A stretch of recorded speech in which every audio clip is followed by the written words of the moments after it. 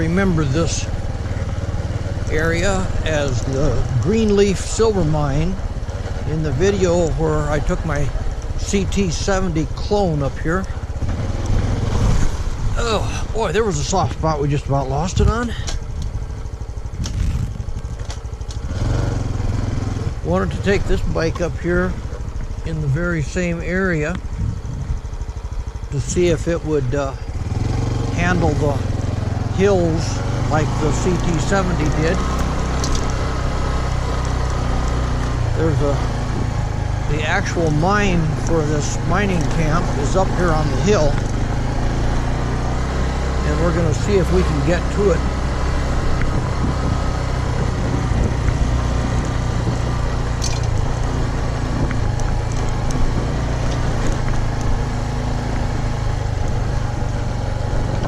We got to it on the CT70 okay.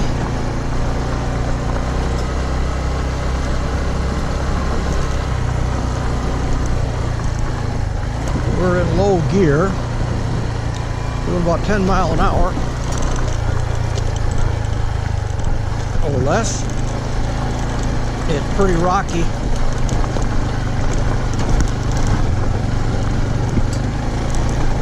Now it's going to get pretty steep. And because it's so rocky, I'm not going to be able to take a run at it.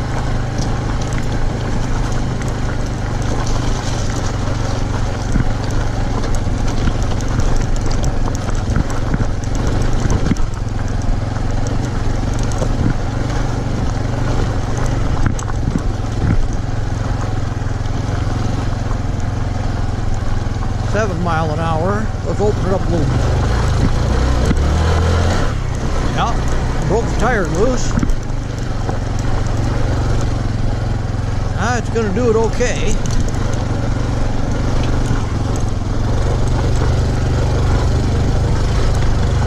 It's all out of power. I had it wide open there.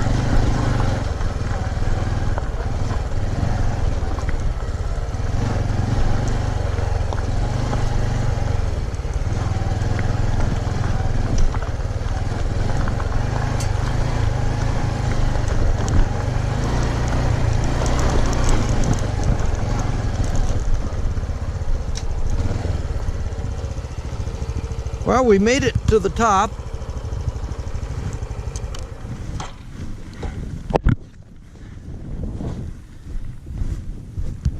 It did not have the reserve power that my CT70 Chinese clone had going up there. Of course, it had a lot smaller tires and weighs about 100 pounds less than this. And that makes a big difference. I was totally out of power on that last little bit where I had to do it slowly. And when I opened the throttle up to see if I could pick up speed, it would not go any faster. It was bogged out and lugging down. But it held in there and made it okay. This is some of the old mining stuff left over.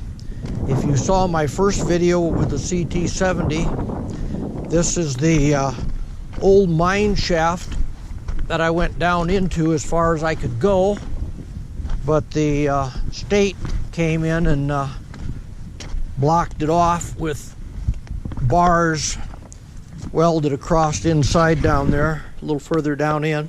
I won't go down in there again. You can watch my CT70 video on my channel.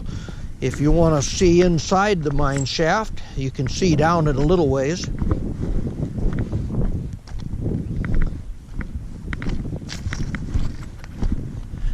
I'm going to head up to where the petroglyphs are that I went to on the CT70, but I won't climb the hill and take pictures of the petroglyphs again. I just want to ride the road with the different bike to see how it does compared to the CT70 up here.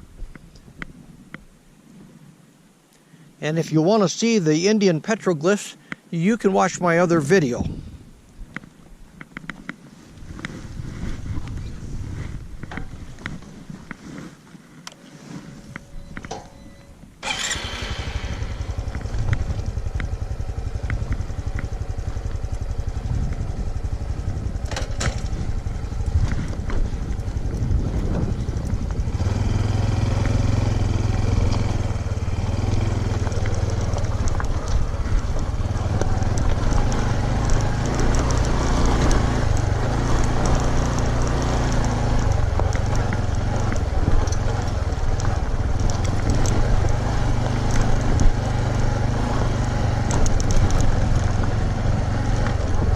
took this rougher road down on my CT70 last time, and I think I'll try this rougher road with these bigger tires and see how it does.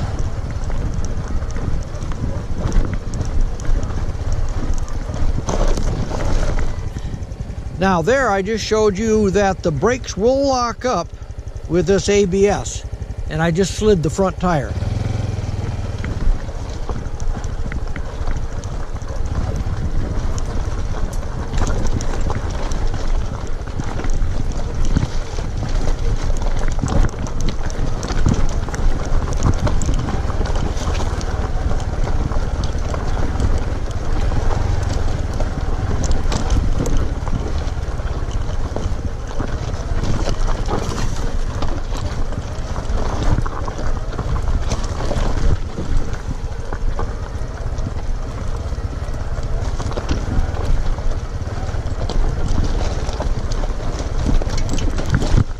Ooh, well, that's a rough road.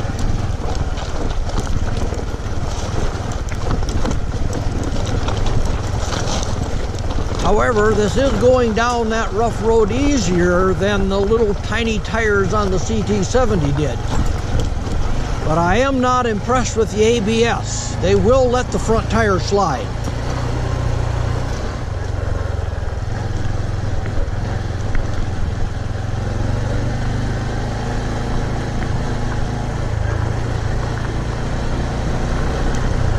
Okay, we're back out to Greenleaf Mine Road, and now we'll go up the road a little ways and turn back onto another side road to get up to where the petroglyphs are.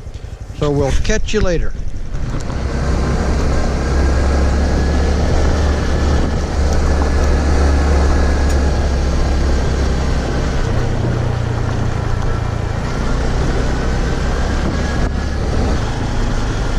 Going up that last hill that we went up, in all fairness, my old CT90s and 110s would have definitely had to use low range at that last little bit. They had less power than this does and less lugging power, so I could not have gone up that in first gear with the old bikes. This does have some good low-end grunt. It just doesn't have the power that the old ones had with the low range.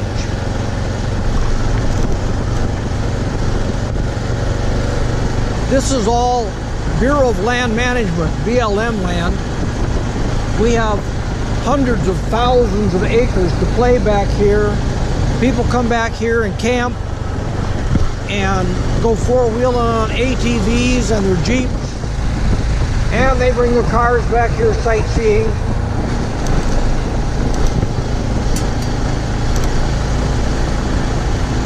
New Mexico is blessed with a lot of BLM land. That's public land. You and I own that. We have millions of acres in New Mexico to go play on.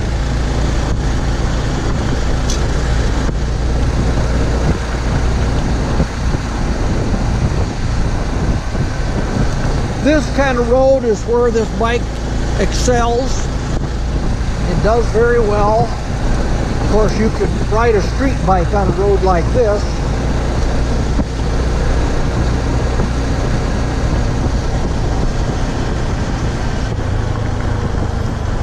Okay, here's our turnoff for the petroglyphs.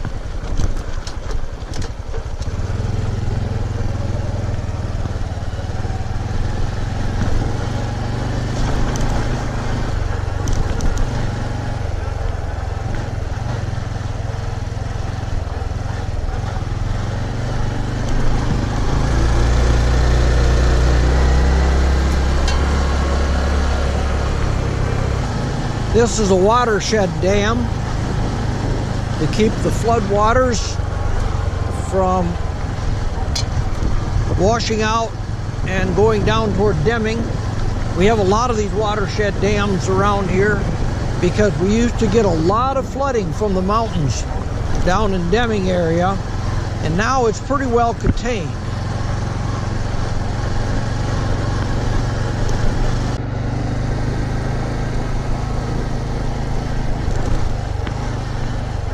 There must be somebody up here today. The gate is open.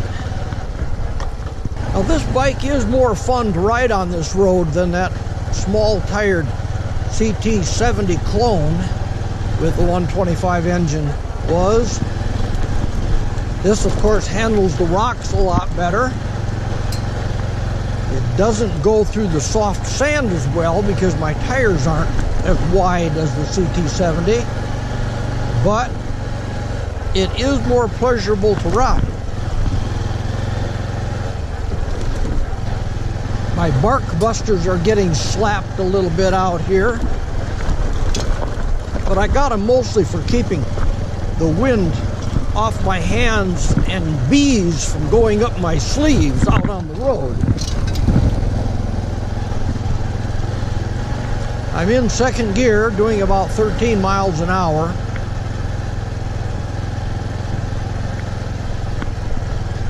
That seat is really hard though. I sure hope it breaks in. But there's a lot of aftermarket seats out there. I could have a better one, softer one built if I need it. I guess it'll be a choice between putting my money into adjustable shocks or putting a softer seat on it. And maybe I'll have to do both. I took my ram mount off of my KLR 650 that holds the phone. Those ram mounts are pretty nice.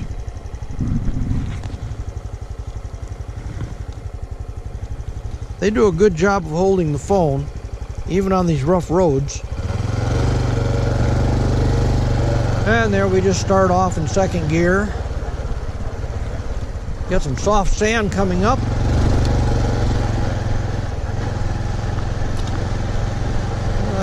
There's been some cars on this, so it's a little packed. Not too tricky.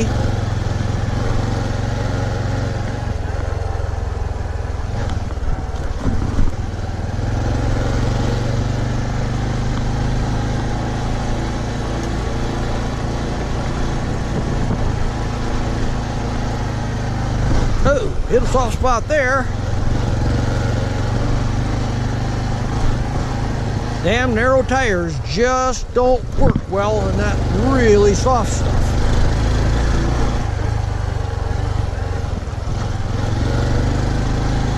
They're like running a knife blade through sand. Very little mesquite this far in elevation. Mostly we have tar bush here, creosote or tar bush, so I don't have a lot of mesquite thorns in the road to run over and put holes in my tires. Down near my house, I have a lot of mesquite thorns down there. A little bit lower in elevation and a little closer to water, I guess makes the mesquite grow better. Tar bush can grow anywhere with no water.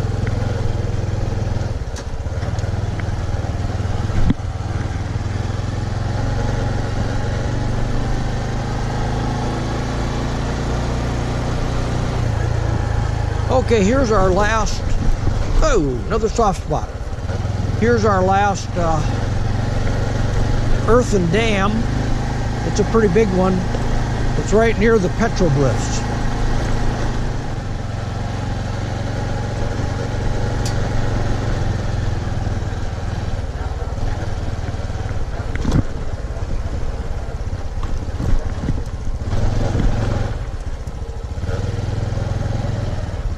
Somebody's been up here on a small motorcycle.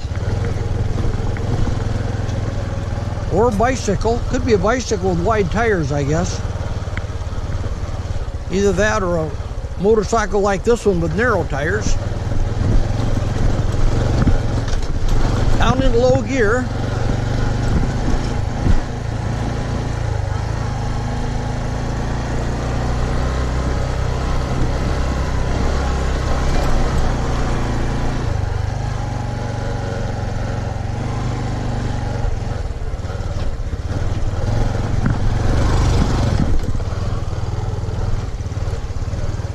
and a very rocky spot.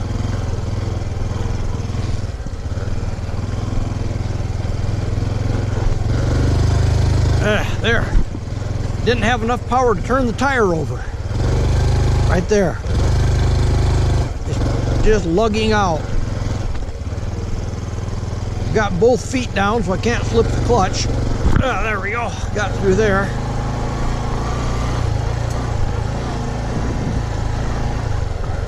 Now the CT70 didn't have any trouble like that there. It always has enough power to get that rear tire turning. It never lugs out. That extra 100 pounds makes a big difference. And smaller tires.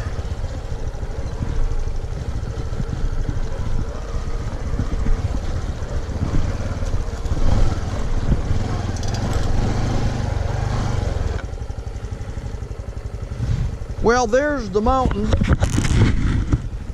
that's got the Indian petroglyphs on it. It's a wilderness study area. No motor vehicles allowed up there. I don't know how you would run a motor vehicle up there anyway. But you can hike up there and look at the petroglyphs. If you stay on this road, it gets progressively worse. And it would go all the way over that mountain. And it ends up at Cook's Wellspring over there, next to an old abandoned fort. And so there's an old well, and it's a Butterfield stagecoach stop. Butterfield stagecoach went right up this valley here, and the Indians would sit up there on the mountain, and they would grind their corn, watch the stagecoach go by. There's holes in the rocks up there. You can see in my other video where the Indians sat up there, ground their corn, and drew pictures on the rocks while the stagecoaches were going through here over to the fort. I forget the name of the fort right now, but Cook Spring is over there. There's a big well spring over there that they used. And a lot of remnants left of the fort yet. Okay, well, I'm going to head back on out of here and go up towards where the other petroglyphs were. We made it back here just fine with this. It was a completely different ride than the CT70 was. Okay, turn around.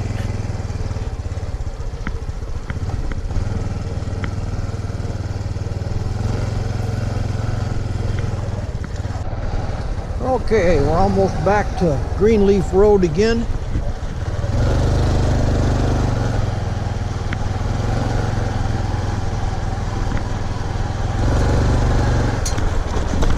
And here it is. Now we'll continue on up this way till we get to where the petroglyphs are at. The second set of petroglyphs, I should say.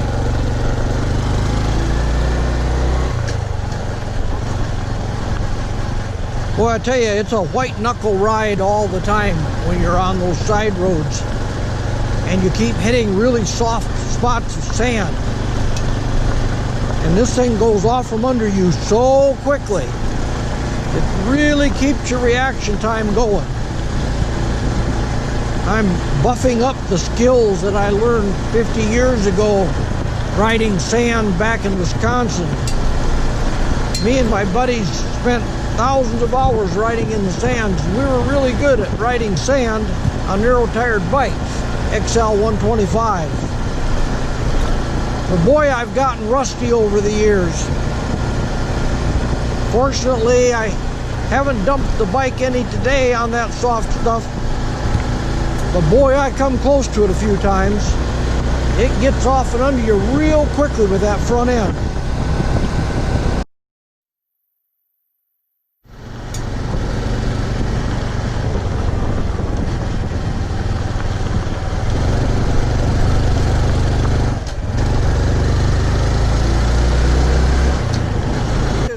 Everything I've put it through today so far with as much power as it needs. You will get into places with this where it just plain runs out of power and can't even pull itself out of its tracks. But you'll get through those spots and it'll perform all right the rest of the day. Overall, it's a very well-performing bike. There's only 2 complaints that I have at this point, actually 3. One is its lack of power when you really need it on the low end. And the other, of course, is the narrow tires, which you can't really overcome. You can't put a very wide tire on this to make it ride through the sandy areas. The other is this front brake is giving me trouble. To me, it was a big waste of money, and if you could buy a model with that ABS and without it and pay less money, I would have certainly gotten the model without it. I know a lot of motorcycles give you that option of buying with or without ABS.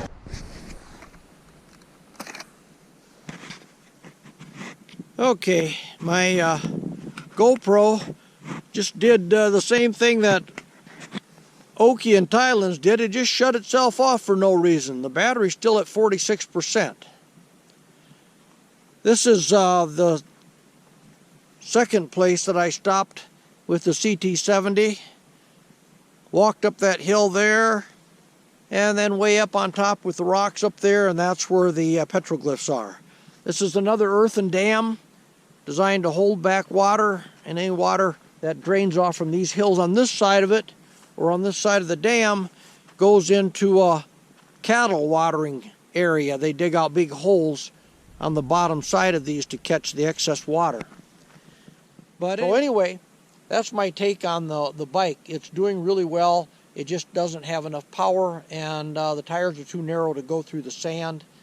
But most of the time it has plenty of power, and it handles this kind of back road stuff just fine, which is what it was designed for. It's not a highway bike, it's a trail bike. And these back roads and trails and stuff are what it was designed for. But climbing steep mountains without that dual range, it was not designed for that. That's what the original CT90 and 110 was for. I know in one spot today, I would have definitely had to use low range on my CT110. That this one did go up it, but with no excess power. So even with this 125 having a little bit more power than my old 110 did, it still needs the dual range if you're going to climb areas like I was in today. Okay, well, I'm going to go up and try to find another place that I didn't get to with my last video. So we're going to go on up the road and come into the back side of this area where the petroglyphs are and see if I can get back in there on this bike and get closer to the petroglyphs. Maybe I'll get some pictures of the petroglyphs again on this video with this bike. Okay, talk to you later. Bye.